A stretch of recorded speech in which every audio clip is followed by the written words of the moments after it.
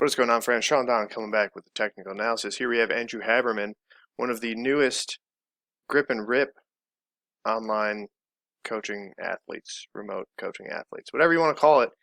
He's one of the newest ones. Yeah, he signed up for complete programming, so he's doing a little technical analysis on him to give him a better idea of what to work on over these first few weeks that we're starting to work together for this season. He's a grad student at North Carolina State, and his PR is just under 60 meters. And we got two throws here we're going to take a look at today because one is pretty solid and the other one is not as solid, but I think that has more of an indicator of what perhaps is going wrong in his throw. So I'm going to take a look at both. So I don't know which one I have pulled up right now, so we're just going to watch this one. This is from a meet just over the weekend, 58.07. Yeah, so that's the decent throw, pretty squared up, pretty centered, nice solid release. And then we're going to take a look at this one as well.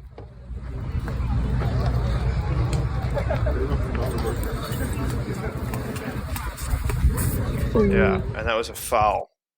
So let's take a look at let's take a look at the good one first, and break this down quickly. Yeah, and I think just based on the look of his throw, I think it's just going to come down to getting the hips underneath him, and having patience. I think in the second video, maybe just lacking a little bit of patience, or your hips aren't quite connected. So let's get into it.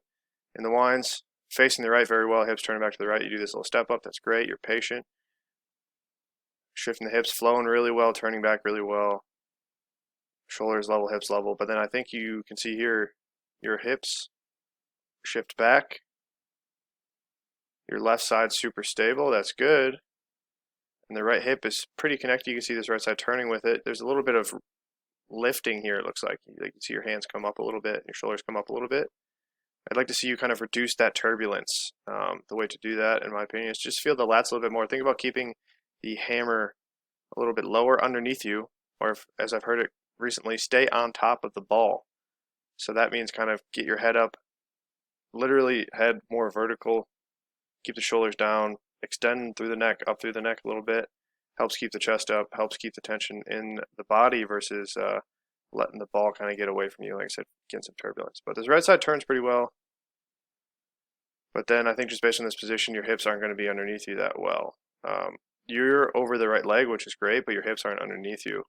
If you had the same position, but your hips are a little bit more forwards and your knees were a little bit more forwards, I think that'd be better.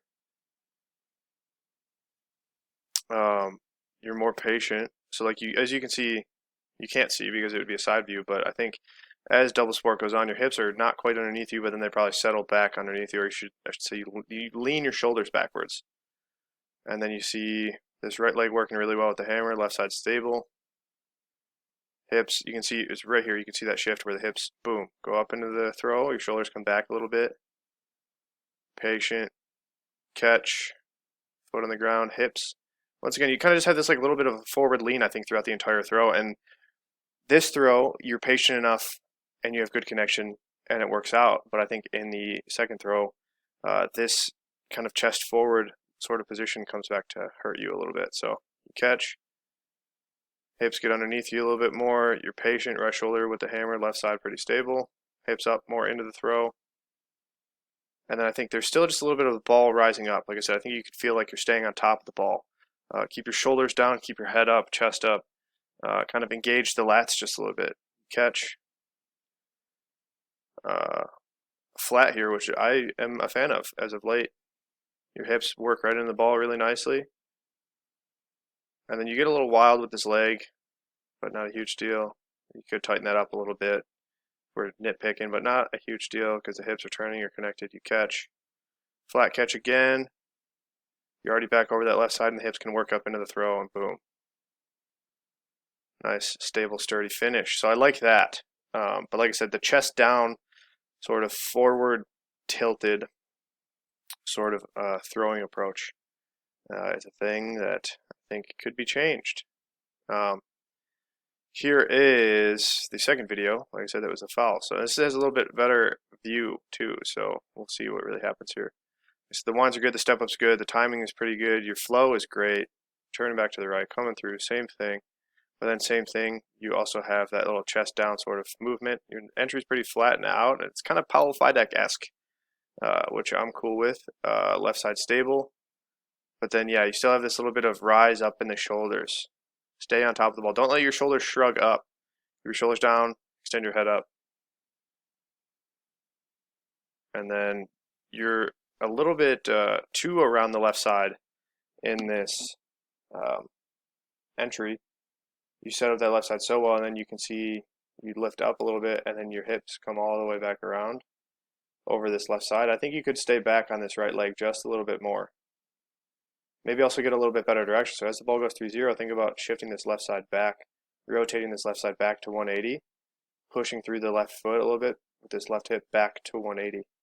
Set up that rotation a little bit, keep the shoulders down and relaxed, reduce that turbulence, and then stay more centered. Because like I said, you can see if you look at your whole torso, it shifts over based on where my mouse is. You want to kind of stay centered here while you're over that left side. You catch, like I said, hips. You're over your body, your upper body's over the right side, but your hips are still not quite underneath you. Chest is down. You catch, hip comes down, or heel comes down, and then you just don't quite time up the patience right on this turn. You can see that left side starts shifting back before the hammer gets to 0. Now you're shifting back over that right side. Kind of connected there, but then same sort of turbulence a little bit. Shoulders come up, shrugs a little bit. You're long and relaxed, which is great, but if your shoulders are kind of moving up and down, that creates some instability in the system, like I said, some turbulence. You catch over that left side again. This is looking a little bit better. But then same thing. You can see that this main movement through here is that the hands just rise up. I'd rather see the ball go longer to the left and go out and around and forwards to 180 rather than out and around and up to 180. So around and forward, around and forward, around and forward, around and forward. And you can see the hands getting a little steep, getting up above the head. Like I said, you want to stay on top of the hammer. And then you're getting, it's the same thing here, you're getting pulled around this left side a little bit as well. So this throw, I think, is, like I said, your chest position, I think, could be better, but I think the big thing is in this throw that you're not staying centered. And then you create this little bit of turbulence with the shoulder, so the ball starts planing. I should say the ball gets too close to you in the later throws. The left side gets a little tight. Getting pulled around the left again. Ball goes up, and you can really see the effect of the turbulence here. Your hands are higher above the head. Your shoulders are shrugged up. Your hips aren't connected. Your hips are down. You catch. And the connection just isn't there with the hips because the shoulders are kind of creating instability. And then you see this big shift backwards.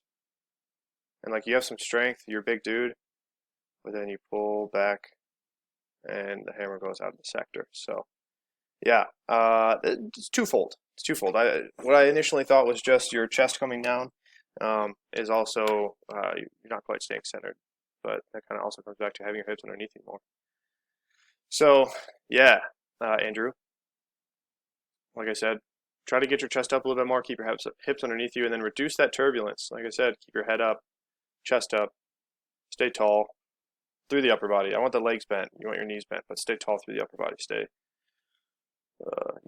postured up, and then stay back on this right leg just a little bit more. Use this right or left leg.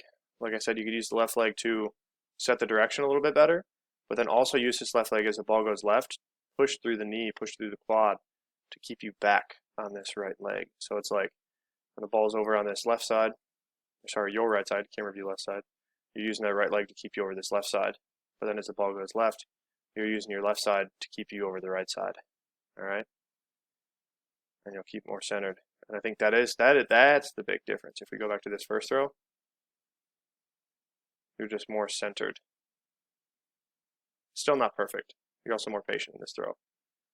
Better connection. But yeah, stay more centered, hips underneath you, chest up. A lot of things to work on. We can talk about this more, and I can help you figure out what you need to be working on, literally today and this week as you get ready to compete and stuff like that. But yeah, it's going to be posture.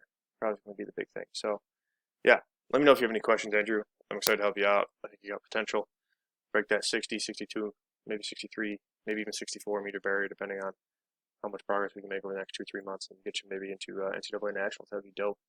So, yeah, if anybody else out there would like a technical analysis, would like complete programming, throws programming, technical analysis, lifting programming, I'm doing it all for Andrew. I can do it all for you guys. So go to my website, www.gripandrip.co, and sign up now. Now is the time to get started. You got 2 months approximately until perhaps your conference meets, maybe 3 months until your NCAA meets, or whatever else you might have going on. Your high school kids, if you're out there, you got plenty of time before high school nationals. So go check it out, gripandrip.co. Sign up now. All right, much love. Sean Don, signing off.